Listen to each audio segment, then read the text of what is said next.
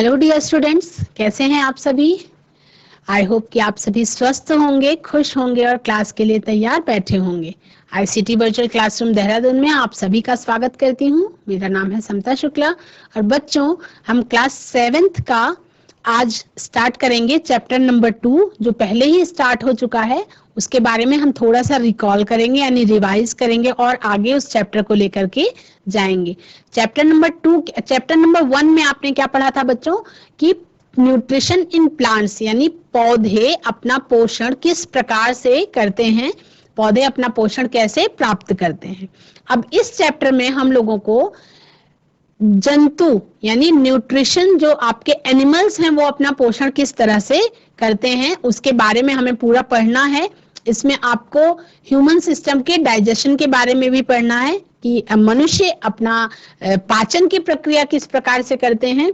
वो खाना खाते हैं तो उस खाने को भोजन ग्रहण करने के बाद उस भोजन के साथ क्या होता है, उस प्रक्रिया के बारे में भी हमें ब्रीफ में जानना है। कुछ जंतुओं में पाचन की प्रक्रिया कैसे होती है उसके बारे में भी हम इस चैप्टर में जानेंगे। तो बिना देरी किए हुए क्लास 7th स्मार्ट बोर्ड की तरफ चलेंगे, ध्यान से बैठेंगे और चीजों को नोट करते रहेंगे। स्मार्ट बोर्ड की तरफ चलेंगे। बच्चों, आप लोगों का क्लास 7th में चैप्टर नंबर 2 स्टार्ट हो चुका था पहले, जो था आपका न्यूट्रिशन इन एनिमल्स यानी कि प्राणियों में पोषण।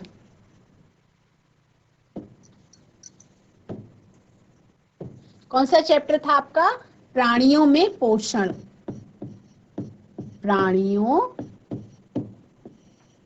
में पोषण क्लास आपका है क्लास 7th। क्लास 7th का विज्ञान हम पढ़ रहे हैं। और बच्चों, आप सभी को पता है कि न्यूट्रिशन की जब बात आती है तो न्यूट्रिशन हम किसे कहते हैं? प्राणियों में पोषण। पोषण को ही हम क्या कहते हैं? न्यूट्रिशन कहते हैं। तो आपको ये देखना है कि जो ये अलग अलग तरीके के बहुत सारे प्राणी होते हैं, है ना। अब उन प्राणियों में पोषण की प्रक्रिया अलग अलग तरीके की होती है। ठीक है, हमने पहले चैप्टर में क्या पढ़ा था कि जो पौधे होते हैं वो अपना भोजन प्रकाश संश्लेषण के द्वारा खुद बना सकते हैं, लेकिन जंतु अधिकतर तरीके के जो प्राणी होते हैं, जो जंतु होते हैं, वो ऐसा नहीं कर सकते हैं। तो प्राणी किस तरह से भोजन अपना ग्रहण करते हैं? प्राणी अपना भोजन चाहे डायरेक्ट या इनडायरेक्ट, चाहे परोक्ष रूप से या प्रत्यक्ष रूप से किससे प्राप्त करते हैं बच्चों? पौधों से प्राप्त करते हैं। Plants can prepare their food by the process of photosynthesis, यानी पौधे जो हैं वो अपना भोजन प्रकाश संश्लेषण की प्रक्रिया के द्वारा बनाते हैं। किस प्रक्रिया के द्वारा पौधे अपना भोजन बनाते हैं? प्रकाश संश्लेषण की प्रक्रिया के द्वारा अपना भोजन बनाते हैं। Animals gate their food from plants, यानी कि जंतु जो हैं वो क्या करते हैं? जंतु अपना भोजन या तो पौधों से प्राप्त करते हैं या कहां से प्राप्त करते हैं? Either directly by eating plants, यानी कि या तो वो पौधों को डायरेक्ट खाते हैं, और इनडायरेक्टली बाय ईटिंग एनिमल्स, या अप्रत्यक्ष रूप से वो उन एनिमल्स को खाते हैं जो एनिमल्स आपके प्लांट्स को खाते हैं। यानी चाहे हम डायरेक्टली या इनडायरेक्टली किस पर डिपेंडेंट हैं बच्चों? पौधों पर ही डिपेंडेंट हैं। जैसे कुछ लोग पौधों को ही खाते हैं जिन्हें हम वेजिटेरियन कहते हैं, और कुछ लोग उन एनिमल्स को भी खाते हैं जो एनिमल्स पौधों को खाते हैं। यानी इनडायरेक्टली हम पौधों पे डिपेंडेंट हैं अपने भोजन के लिए, और डायरेक्ट हम उन जीवों को खा रहे हैं जो पौधों को खाते हैं। यानी कि जैसे आप मान लीजिए चिकन की बात करते हैं, तो जो नॉन वेजिटेरियन ह्यूमंस होते हैं वो चिकन खाते हैं, लेकिन चिकन किसको खाता है? मतलब वो मुर्गी के दाने को खा के, तो प्लांट प्रोडक्ट्स को वो खा के रहते हैं। तो मतलब कहने का मेरे ये है कि जो मनुष्य हैं, मनुष्य चाहे डायरेक्ट या इनडायरेक्ट किसी भी तरह से पौधों के ऊपर अपने भोजन के लिए निर्भर होता है। Some animals eat both plants and animals, इस प्रकार के जंतु क्या कहलाते हैं बच्चों? इस प्रकार के जंतु जो पौधों और जंतुओं दोनों का सेवन अपने भोजन के रूप में करते हैं उन्हें हम सर्वाहारी कहते हैं। जो शाकाहारी होते हैं वो प्लांट्स का सेवन करते हैं, और जो कार्निवोर्स होते हैं वो मांसाहारी होते हैं, वो केवल मांस को खाते हैं। और जब हम मनुष्यों की बात करते हैं तो दो कैटेगरीज होती है, एक होता है आपका शाकाहारी यानी वेजिटेरियन, और दूसरा आपका होता है बच्चों नॉन वेजिटेरियन, जो प्लांट्स के साथ साथ जंतुओं को भी खाते हैं। ठीक, हम नेक्स्ट बात करेंगे। Organisms including humans require food for growth, repair and functioning of the body. यानी कि जो मानव है, मानव सहित सभी जीवों को वृद्धि करने के लिए, उनकी रिपेयरिंग करने के लिए, शरीर को स्वस्थ बनाने के लिए और गतिशील बनाए रखने के लिए किसकी जरूरत होती है बच्चों? हमें भोजन की आवश्यकता होती है। भोजन की आवश्यकता क्यों होती है? भोजन की आवश्यकता होती है, ठीक, रिपेयरिंग के लिए, गतिशील बनाए रखने के लिए और शरीर के ग्रोथ के लिए।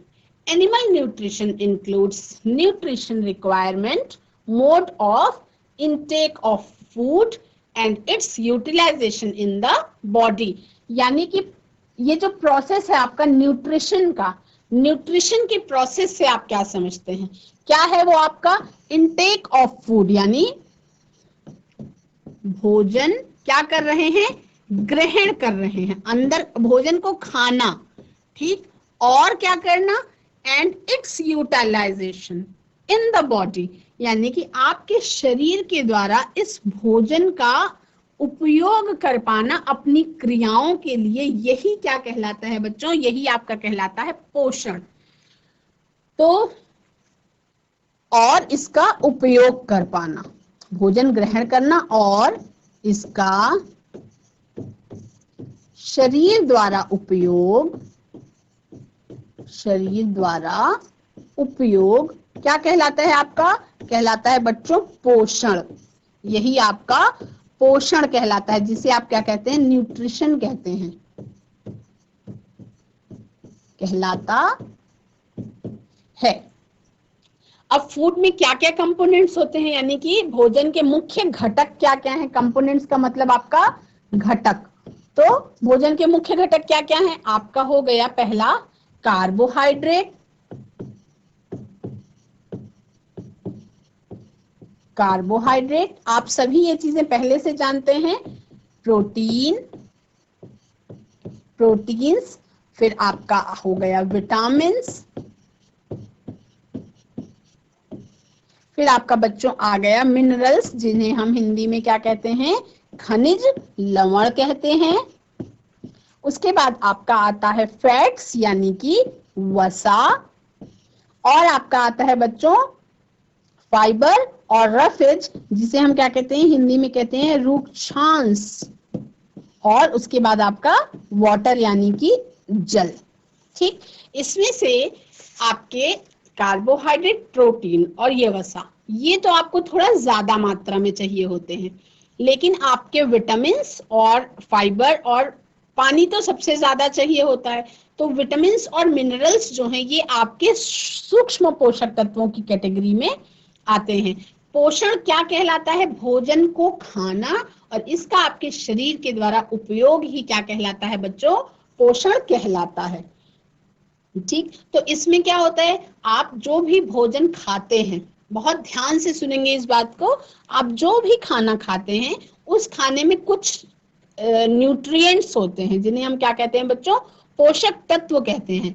और ताज्जुब की बात तो ये है कि आपके शरीर को भोजन से ज्यादा उन न्यूट्रिएंट्स की ही जरूरत होती है। अगर आपको वो न्यूट्रिएंट्स टैबलेट फॉर्म में दिए जाएं या किसी भी तरीके से दिए जाएं, आपको के शरीर को केवल उन पोषक तत्वों की ही जरूरत होती है।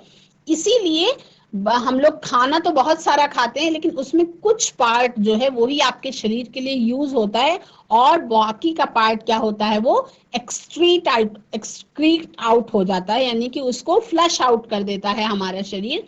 हमारे शरीर में जो जरूरत है उस चीज को वो ग्रहण कर लेता है, और जो फालतू की चीज होती है यानी शरीर के लिए जो एक्सेस मटेरियल होता है, जो कचरा होता है, उसको वो क्या कर देता है, शरीर अपने एक सिस्टम के द्वारा फ्लश आउट कर दिया जाता है। ठीक, तो इसके बारे में हम समझेंगे बच्चों।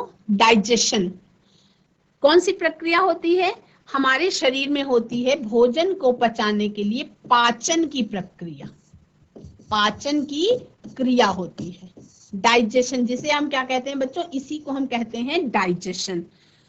तो डाइजेशन में क्या होता है, the components of food such as carbohydrates are complex substances. Carbohydrates, या बात करें आप प्रोटीन्स की, या आप बात करें फैट्स की, तो ये सारे क्या होते हैं, कॉम्प्लेक्स सब्सटेंसेस होते हैं, यानी कि ये जटिल खाद्य पदार्थ होते हैं, जटिल पदार्थ होते हैं। और पाचन का क्या काम है, जटिल पदार्थ को सरल पदार्थ में बदलना ही काम है आपके पाचन सिस्टम का।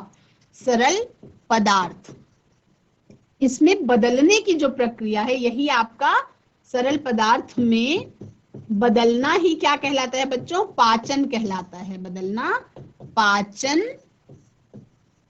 बहुत ध्यान से सुनेंगे तो आपको चीजें एकदम अच्छी तरह से क्लियर समझ में आ जाएंगी।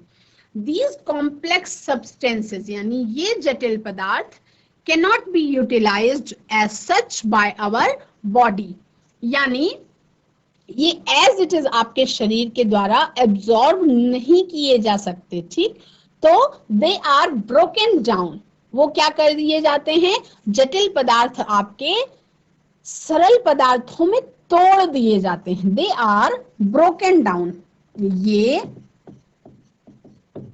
सरल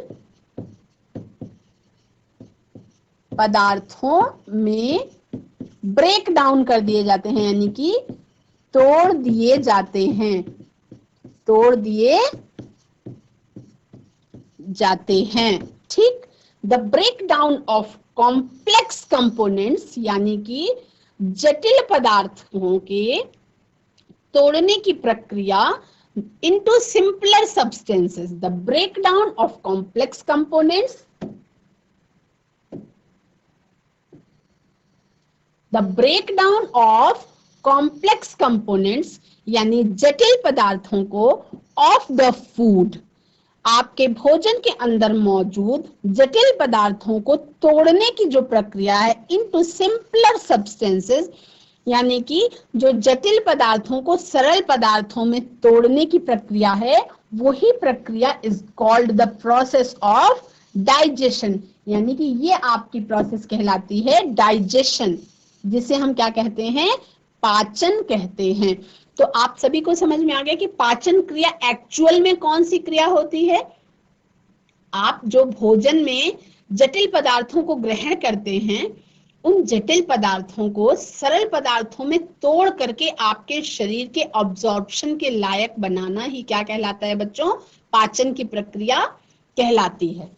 ठीक, इसके बाद नेक्स्ट हम देखेंगे कि हमारा जो भोजन खाने का तरीका होता है, अलग अलग जंतुओं का भोजन खाने का तरीका अलग अलग होता है। Different ways of taking food, different ways of taking food, यानी अलग अलग भोजन खाने का तरीका। तो आप सभी को पता है कि हर जंतु के भोजन खाने का तरीका भी अलग अलग होता है। अब अगर जंतु का भोजन अलग अलग है तो उसके खाने का तरीका भी अलग अलग हो सकता है। चर्चा करते हैं इसके बारे में। All animals eat their food in different way, यानी हर जंतु अपने भोजन को अलग अलग तरीके से खाता है। हनी बीज यानी कि जो मधुमक्खियां होती हैं, एंड हमिंग बर्ड्स यानी एक प्रकार की जो चिड़िया होती है हमिंग बर्ड्स, वो क्या करते हैं, सक करते हैं द नेक्टर ऑफ फ्लावर्स, यानी कि फूलों के रस को सक करने को क्या कहते हैं बच्चों, सक करने को हम कहते हैं चूसना, यानी कि चूषण की प्रक्रिया होती है। वो क्या करते हैं, रसों को चूस लेते हैं। सक करने का मतलब कि चूसने की जो प्रक्रिया है, वो जैसे आप टॉफी चूसते हैं तो वो टॉफी को चूसने हैं। उसी तरह से हनी बीज यानी मधुमक्खियां जो होती हैं वो फूलों से क्या करती हैं, मकरंद को चूसती हैं। नेक्टर ऑफ फ्लावर्स यानी कि फूल का मकरंद, पुष्प का मकरंद जो होता है उसको वो चूस लेती हैं। ये आपने क्लास 6 में पढ़ा होगा नेक्टर और मकरंद के बारे में बहुत ब्रीफ में, ठीक है। उसके बाद बच्चों इन्फेंट्स ऑफ ह्यूमन यानी जो इंसानों के बच्चे होते हैं, इन्फेंट्स यानी जो बिल्कुल शिशु होते हैं, एंड मैनी अदर एनिमल्स और बहुत से जंतु वो क्या करते हैं, मदर्स मिल्क यानी कि माँ के दूध पे डिपेंडेंट होते हैं। ठीक, वो क्या करते हैं, मदर्स मिल्क लेते हैं। ठीक, स्नेक्स कैसे अपना भोजन ग्रहण करता है, snakes like the python, python जो स्नेक होता है वो जहरीला नहीं होता, जिसे आप अजगर कहते हैं। अजगर जहरीला नहीं होता है, लेकिन वो अपने जो भोजन है कैसे ग्रहण करता है बच्चों, वो क्या करता है, जानवरों का शिकार कर लेता है। किस तरह से, अपने पावर से वो घूम के जो जानवर होगा उसको क्या करता है, बिल्कुल दबा के उसकी सांस को रोक करके और एकदम मार देता है। और मारने के वो क्या करता है, लपेट लेता है। शिकार जब मर जाता है तब उसको वो एज इट इज क्या कर लेता है, स्वेलो कर लेता है, यानी कि निगलना। इस प्रोसेस को हम क्या कहते हैं बच्चों, निगलना, यानी एज इट इज वो अपने भोजन को निगल लेता है। ठीक है।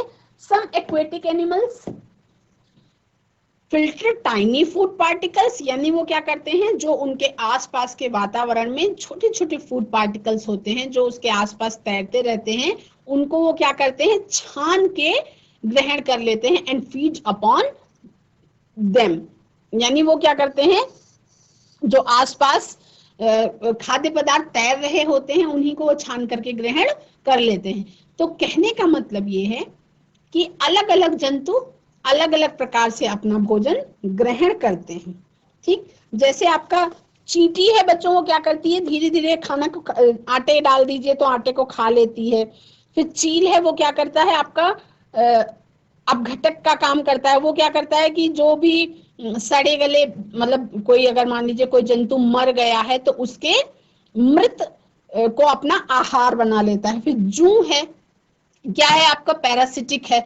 वो क्या करता है, इंसानों के शरीर पे, बालों के अंदर वो रहता है और इंसानों का ही खून चूस करके वो अपना पोषण करता रहता है। फिर आपका मच्छर है, मच्छर भी क्या करता है बच्चों, इंसानों का खून चूसता है। तितली क्या होती है, वो फूलों के रस पे डिपेंडेंट होती है अपने भोजन के लिए। और मधुमक्खी क्या होती है, वो भी अपने फूलों का, पुष्प का मकरंद सक करके यानी कि चूस करके उसको हनी के रूप में कन्वर्ट करने का काम करती है। अब हम बात करेंगे, आपकी बुक में भी एक फैक्ट दिया हुआ है स्टारफिश के बारे में, कि स्टारफिश अपना भोजन कैसे ग्रहण करती है। स्क्रीन पे आप देख रहे हैं, ये है आपकी स्टारफिश। ये क्या है आपकी, ये है आपकी स्टार फिश, जिसे हम कहते हैं तारा मछली। इसको हम क्या कहते हैं बच्चों, इसको हम कहते हैं तारा मछली। इनकी भी अलग अलग बहुत सारी स्पीशीज होती है, लेकिन इसका खाना खाने का जो तरीका है वो एकदम डिफरेंट है। ये क्या करता है, starfish feeds on animals covered by hard shells of calcium carbonate, यानी स्टारफिश ऐसे जंतुओं को अपना भोजन बनाती है जो क्या करते हैं बच्चों, जो कवच से ढके हुए होते हैं, जो कवच से ढके हुए होते हैं। और कवच का मतलब वो, उसका कवच जो है वो कैल्शियम कार्बोनेट का बना हुआ कवच होगा। वो किसका, कैल्शियम कार्बोनेट का बना हुआ कवच होगा, यानी कठोर कठोर भाग होगा जो बाहर वाला। ऐसे जंतुओं पर ये डिपेंडेंट होते हैं अपने भोजन के लिए, starfish. After opening the shell the starfish pops out its stomach, यानी कि जो ये तारा मछली होती है बच्चों, ये तारा मछली अपना पेट बाहर निकाल लेती है। क्या करती है, तारा मछली कवच खोलने के बाद ये अपने मुंह से आपका जो, इसका जो पेट वाला भाग होता है आमाशय को, उसको पूरा बाहर निकाल देती है। और उसके बाद through its mouth to eat the soft animal inside the shell. जैसे आप किसी ऐसे जंतु, हम घोंघा की बात करते हैं जिसका जो कवर है वो कैसा होता है, कैल्शियम कार्बोनेट का बना हुआ बहुत कठोर कवच होता है और उसके अंदर क्या होता है, सॉफ्ट एनिमल होता है। तो ये क्या करती है, ये सॉफ्ट एनिमल को हटा, उसका जो कठोर कवच होता है उसको हटाने के बाद उसके अंदर का जो सॉफ्ट एनिमल होता है उसको ये खा लेती है। तरीका क्या है, इसका पेट इसके मुंह के रास्ते से बाहर आता है और उसके बाद वो जंतु को खाने के बाद पेट को अपने मुंह के रास्ते अंदर कर लेती है। The stomach then goes back into the body and the food is slowly digested, और वो जो भोजन होता है वो धीरे धीरे डाइजेस्ट कर लिया जाता है। The stomach then goes back into the body and the food is slowly digested, यानी कि वो अपना पेट ही पूरा बाहर निकालती है। तो थोड़ा सा अमेजिंग फैक्ट है ये आपके लिए नई जानकारी है। स्टारफिश यानी कि तारा मछली कैल्शियम कार्बोनेट के कठोर कवच वाले जंतुओं का आहार करती है। किस प्रकार से करती है, ये कवच खोलने के बाद अपने मुंह से अपना आमाशय यानी कि जो पेट है जिसे हम स्टमक कहते हैं, इसी को क्या करती है, पूरे का पूरा बाहर निकाल लेती है। उसके बाद ये कैल्शियम कार्बोनेट के अंदर बंद सॉफ्ट एनिमल को खाती है और खाने के बाद वो पेट अपना अंदर लेके चली जाती है अपने शरीर में और धीरे धीरे वहां पे उसके भोजन का पाचन होने लगता है, यानी कि आहार उसका धीरे धीरे पचता है। नेक्स्ट हम बात करेंगे बच्चों, अब हमें बात करनी है डाइजेशन इन ह्यूमंस, यानी कि आपके मनुष्यों में पाचन के बारे में बात करनी है।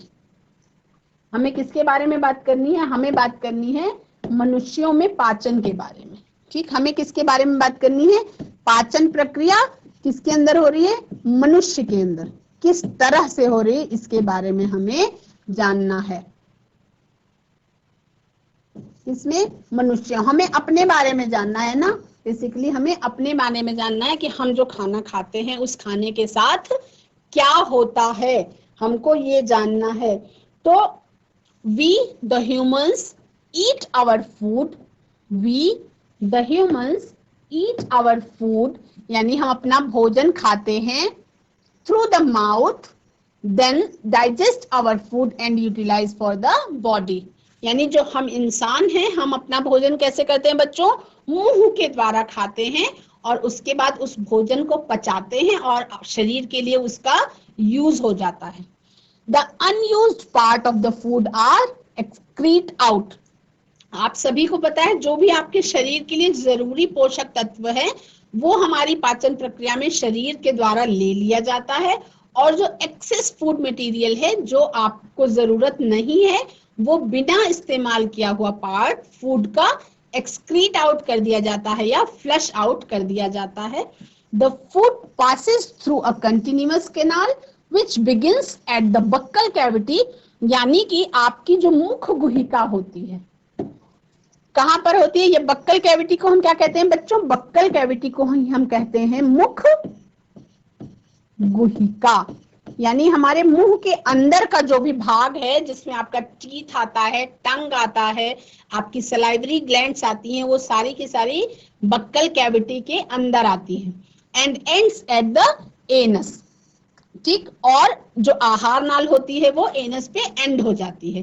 The canal can be divided into various compartments, यानी ये जो नाल होती है, आहार नाल जो होती है वो बहुत सारे भागों में डिवाइड की जा सकती है, यानी कि ये आहार नाल आपकी अलग अलग भागों में बांटी जा सकती है। इन वेरियस कंपार्टमेंट्स, यानी अलग अलग भाग होते हैं जिसमें द बक्कल कैविटी, यानी कि आपका माउथ और मुख गुहिका, बक्कल कैविटी का मतलब है आपका मुख गुहिका।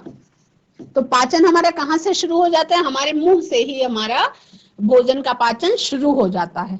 द फूड पाइप और ओसोफेगस, यानी कि आपकी भोजन की जो नली होती है, भोजन की नली, ठीक, उसके बाद स्टमक यानी कि आपका पेट, जिसे आप कहते हैं, इसे हम कहते हैं आमाशय और साधारण भाषा में इसको हम पेट कहते हैं।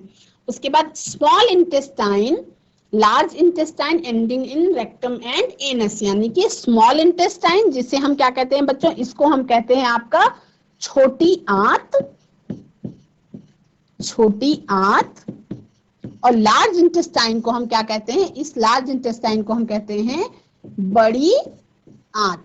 तो पहले ये जानना है कि कौन कौन से पार्ट्स होते हैं डाइजेस्टिव सिस्टम में। आपका मुंह है, फिर आपका भोजन का नली है, फिर आपका पेट है, बड़ी आंत और छोटी आंत, ending in rectum and anus, जिस पार्ट से हम फ्लश आउट करते हैं एक्स्ट्रा मटेरियल्स को। द वेरियस ग्लैंड्स, अब इसमें इस पाचन की प्रक्रिया में बहुत सारी ग्रंथियां होती हैं। The various glands associated with the कनाल, यानी इस आहार नाल से बहुत सारी ग्लैंड्स यानी कि ग्रंथियां जो हैं वो जुड़ी हुई होती हैं। उन ग्रंथियों में कौन सी है, आपकी एक सलाइवरी ग्लैंड्स यानी कि लार ग्रंथि। कौन सी ग्रंथि होती है, लार ग्रंथि मौजूद होती है। फिर और क्या मौजूद होता है, आपका लीवर। लीवर भी आपका मौजूद होता है, जिसे हम क्या कहते हैं बच्चों, यकृत कहते हैं हिंदी में हम इनको, और यही इंग्लिश में क्या कहलाता है, लीवर। ठीक, उसके बाद आपका आता है पैनक्रियाज यानी कि अग्न्याशय, यानी कि क्या कहते हैं, पैनक्रियाज को हम कहते हैं अग्न्याशय। ठीक, ये क्या है, ये आपकी तीनों ग्लैंड्स यूज होती हैं, ये तीनों आपकी ग्लैंड्स हैं जो आपके भोजन के पाचन में यूज होती हैं। ये सब मिलकर के क्या करती हैं, सिक्रीट डाइजेस्टिव जूसेस यानी कि पाचक रसों का निर्माण करती हैं। और ये पाचक रस क्या होते हैं, यही आपका पाचन करते हैं। कैसे, जटिल पदार्थों का सरल पदार्थों में तोड़ करके पाचन कर देते हैं। ठीक, क्या करते हैं, आप सभी को मैंने थोड़ी देर पहले बोला था कि जटिल पदार्थों का सरल पदार्थों में तोड़ा जाना ही क्या कहलाता है, आपका पाचन कहलाता है। ठीक, इतना सब बच्चों को समझ में आ गया होगा। All of them together makes the digestive system of human body. ठीक, आप चित्र में देख रहे हैं, ये तीन जोड़ी आपकी क्या पाई जाती है बच्चों, सलाइवरी ग्लैंड्स पाई जाती हैं, और इन्हीं को हम क्या कहते हैं, लार ग्रंथियां कहते हैं। इन्हीं को हम क्या कहते हैं, लार ग्रंथियां कहते हैं। फिर हमारे डाइजेस्टिव सिस्टम का पार्ट है हमारी जीभ, जिसे हम क्या कहते हैं, टंग कहते हैं। आपका एक इपिग्लॉटिस यानी कि एक ये फ्लैप लाइक स्ट्रक्चर होता है, इस नाल को हम क्या कहते हैं, एसोफेगस कहते हैं। ये आपका स्टमक है, जिसे हम क्या कहते हैं, आमाशय कहते हैं, आमाशय कहते हैं। ये आपका पैनक्रियाज है, जिसे हम अग्न्याशय कहते हैं। ठीक, उसके बाद आपकी छोटी आंत आती है, फिर आपकी बड़ी आंत आती है, जिसे हम कोलन भी कहते हैं। ठीक, ये जो बड़ी आंत होती है वो तीन भागों में डिवाइड होती है। तो ये भाग आपका कोलन कहलाता है, इधर वाला भाग आपका सीकम कहलाता है, और यहाँ पे ये भाग आपका डियोडेनम कहलाता है। ठीक है, और जो ये अग्न्याशय है, ये एक टाइप का जूस का श्रावण करता है, उसको हम कहते हैं बाइल जूस। और उस जूस को इकट्ठा करने के लिए एक थैली होती है, जिसे हम क्या कहते हैं, गॉल ब्लैडर या पित्त की थैली। तो ये पूरा आपका डाइजेस्टिव सिस्टम है। हमें इसके बारे में एक एक करके धीरे धीरे पढ़ना है। तो अब हम नेक्स्ट चलेंगे। In the mouth chain start the mechanical breakdown of protein, यानी कि आपके मुंह से ही बच्चों क्या होता है, भोजन का पाचन शुरू हो जाता है। यानी जब आप खाना खाना शुरू करते हैं तो जो आपके जटिल पदार्थ आपके भोजन में मौजूद हैं वो आपके मुंह से ही उसका पाचन यानी कि डाइजेशन स्टार्ट कर देते हैं। उसके बारे में हम आगे जानेंगे। The mouth and the buccal cavity, उसका सबसे पहला भाग है आपका मुंह और मुख गुहिका। क्या कहते हैं, यहाँ पे है मुख, the mouth and the buccal cavity यानी कि मुख गुहिका। तो बैकग्राउंड में आप देख रहे हैं कि आपके मुंह के अंदर का जो पार्ट है वो आपका मुख गुहिका कहलाता है। ठीक, food is taken into the body through the mouth, यानी जो भोजन है वो आप मुंह के द्वारा ग्रहण करते हैं। मुंह के द्वारा क्या करते हैं बच्चों, खाते हैं।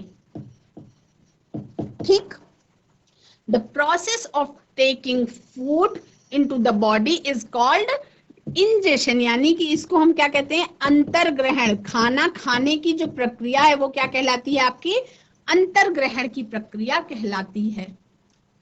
We chew the food with the teeth, यानी कि हम इसमें किसका इस्तेमाल कर लेते हैं, दांतों का इस्तेमाल करते हैं, and break it down mechanically into small pieces. दांत क्या काम करते हैं, भोजन को चबाने का काम करते हैं। वो क्या करते हैं, भोजन को चबाने का काम करते हैं, भोजन को चबाने का काम करते हैं।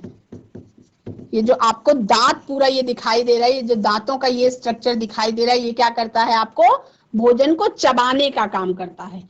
Each tooth is rooted in a separate socket in the gums। आप सबको पता है कि जो दांत होता है वो अलग अलग सेपरेट सॉकेट में फिट होता है। जो आपका मसूड़ा होता है, मसूड़े के अंदर ये सारे दांत अलग अलग सॉकेट में फिट होते हैं। जैसे ये आपका मसूड़ा है, तो इस मसूड़े में दांत इस तरह से फिट होता है। हर एक सॉकेट होता है, अलग अलग दांत के लिए अलग अलग सॉकेट होता है। वो खाली आप अगर टच करें तो फील भी कर सकते हैं। Our tooth vary in appearance, यानी हर जो दांत है वो अलग अलग तरीके का दिखाई देता है, क्योंकि दे परफॉर्म डिफरेंट फंक्शंस, यानी वो अलग अलग काम के लिए अलग अलग दांत बना होता है। Accordingly they are given different names, यानी उनको अलग अलग नाम भी बच्चों दिया गया है। अब आपने सब ने मिल्क टीथ और परमानेंट टीथ के बारे में जाना होगा। मिल्क टीथ यानी कि दूध के दांत, दूध के दांत, और परमानेंट टीथ का मतलब आपका जो आपके दांत परमानेंट हैं। तो ये कॉन्सेप्ट बहुत थोड़ा सा है, आप छोटे थे तब से आपको पता है कि जब आप छोटे बच्चे थे तो आपके दूध के दांत थे, और वो दांत एक टाइम पे आपको याद होगा सारे के सारे आपके दूध के दांत गिर गए थे, और उसके बाद दोबारा जो नए दांत निकले थे उन दांतों को हम परमानेंट टीथ कहते हैं। और इस समय आपके मुंह में जो दांत हैं आपके पास, वो सारे के सारे क्या हैं, वो हैं आपके परमानेंट टीथ। और ये परमानेंट टीथ कुछ लोगों में जीवन खत्म होने तक होते हैं, और कुछ लोगों में बुढ़ापे की एज तक ये परमानेंट टीथ साथ में रहते हैं। इसमें the first set of teeth grows during infancy, यानी जब शिशु की अवस्था होती तभी धीरे धीरे छोटे छोटे दांत निकलने मुंह में शुरू होते हैं। And they fall off at the age between 6 to 8 years, यानी 6 से 8 साल के बीच में दूध के दांत जो हैं क्या हो जाते हैं, गिर जाते हैं। तो इन दांतों को हम क्या कहते हैं, क्योंकि उस समय पे बच्चा केवल दूध पे ज्यादा डिपेंड होता है, इसलिए इस समय के दूध टीथ को हम क्या कहते हैं, मिल्क टीथ कहते हैं, यानी दूध के दांत कहते हैं। The permanent teeth are those which grows after loss of milk teeth, यानी दूध के दांत गिरने के बाद जो टीथ आते हैं उन्हें हम क्या कहते हैं, परमानेंट टीथ कहते हैं। The teeth are of different types, यानी जो दांत होते हैं वो अलग अलग कई तरीके के होते हैं। जो दांत कटिंग एंड बाइटिंग, जो दांत हैं वो कटिंग एंड बाइटिंग का काम करते हैं, उनको हम क्या कहते हैं बच्चों, वो कहलाते हैं आपके इंसिजर्स। जो कटिंग और बाइटिंग का काम करते हैं वो आपके कहलाते हैं इंसिजर्स, जिसे हम क्या कहते हैं, कृंतक। ठीक, उसके बाद जो दांत आपके भोजन को फाड़ने का काम करते हैं, पियर्सिंग एंड टीयरिंग, जो भोजन को फाड़ने का काम करते हैं वो बच्चों कहलाते हैं आपके रदनक या केनाइंस। ठीक, उसके बाद भोजन को चबाने का और पीसने का काम करते हैं वो आपके कहलाते हैं चवर्णक और अग्रचवर्णक। बच्चों क्लास 7th में आज हमने डाइजेस्टिव सिस्टम के बारे में जाना कि जो आपका डाइजेस्टिव सिस्टम है, यानी मनुष्यों का जो पाचन तंत्र है वो कौन कौन से भागों से मिलकर के बना हुआ है। और आज हमने टीथ के बारे में जाना। हम लोगों का जो चैप्टर नंबर 2 स्टार्ट हुआ है ये हम अगले कुछ सेशंस में कंप्लीट करेंगे। आज समय की कमी के कारण इतना ही हो पाएगा। तब तक के लिए that's all for today. Have a nice day, take care and bye bye. आपका दिन